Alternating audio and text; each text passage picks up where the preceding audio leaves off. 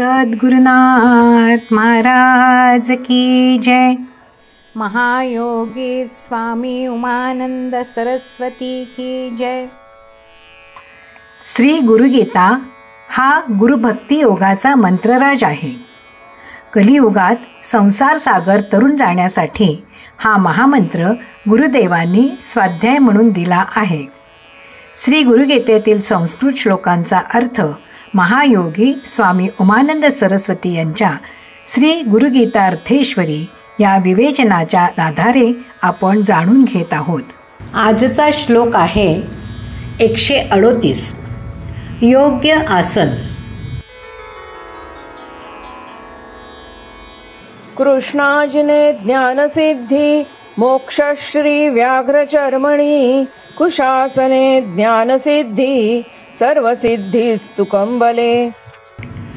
काळ्या हरणाच्या कातड्यावर बसून जप केल्यास ज्ञानाची प्राप्ती होते। वाघाच्या कातड्यावर बसल्यास मोक्ष प्राप्ती, कुशा आसन वापरल्यास ज्ञानसिद्धी व कांबळ्यावर सर्व सिद्धी प्राप्त होतात।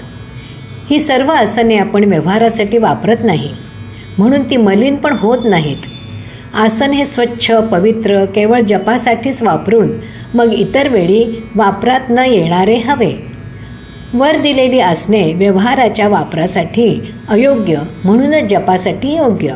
सोवळेपणा अबाधित राहतो। बाह्य ओवळेपणाने अशुचीने मनावरही परिणाम होतो।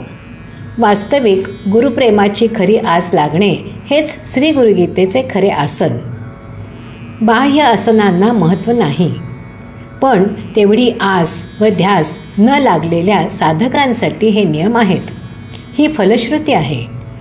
मनोवृत्तींच्या अपायांवर उपाय आहेत। अपरिपक्व मनाला आमिष दाखवून सकाम भक्ती करणाऱ्या मनाला कोठून तरी जप करण्यास लावणारी युक्ती शक्ती हा श्लोक देतो। जसे खरा गुरु अडाण्याहून अडाण्याला समजेल अशा शैलीने उपदेश करतो, तद्वत बाह्य साधन बहिरंग आसन ही गरिबातल्या गरिबाला परवडणारी अशी हा श्लोक सांगतो।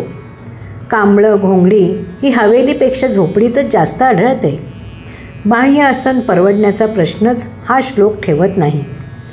कांबळं घेऊन त्यावर बसले तर सर्व सिद्धींचे आमिष हा श्लोक दाखवितो व सर्वांचीच तोंडे बंद करतो। सर्वांना परवडण्यासारखे सामान्य आसन सांगतो। एकदा गुरुभाव उदित होऊन विचाराची बैठक पक्की झाली की बाह्य आसन कोणतेही असले तरी चालेल, पण तोपर्यंत मात्र वर दिलेली आसनेच त्या त्या उद्देशासाठी वापरण्याची दक्षता घ्यावी। मनात विरक्ती अनासक्ती ऐशारामाची निवृत्ती करण्याचाही या श्लोकाचा हेतू आहे। सद्गुरुनाथ महाराज की जय।